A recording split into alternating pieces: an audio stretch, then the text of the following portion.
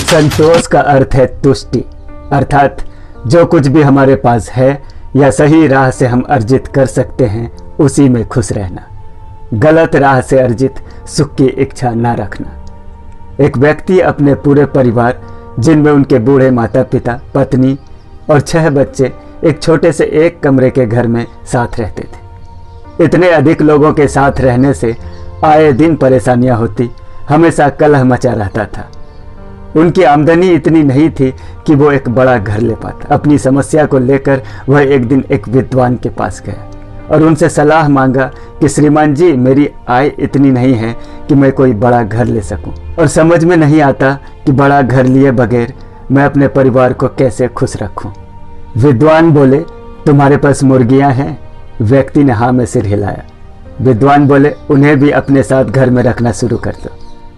व्यक्ति ने मुर्गियों को भी घर में रखना शुरू कर दिया। 3 दिन बाद फिर से उन्होंने विद्वान का दरवाजा खटखटाया और विद्वान से बोले, अब तो और भी बुरी हालत हो गई है, मुर्गियों ने सबकी नाक में दम कर रखा है। विद्वान बोले, क्या तुम्हारे पास बकरियां हैं? उन्होंने उत्तर दिया, हाँ 3 हैं। विद्वान बोले, उन्हें भी अपने साथ रख लो।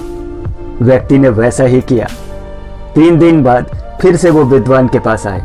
वह बेहद परेशान था और विद्वान से बोले, अब तो स्थिति और भी बुरी हो गई है, मुर्गियों और बकरियों ने सबको पागल कर रखा है।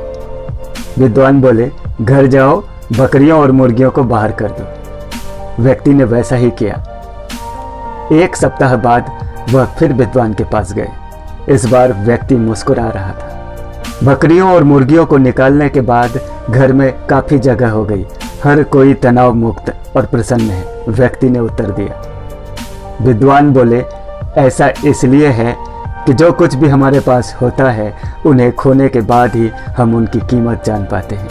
मनुष्य में कई सारे गुण और अवगुण होते हैं, उन्हीं में से एक गुण है संतोष, और जिस व्यक्ति के पास संतोष है वह हमेशा सुखी रहता है।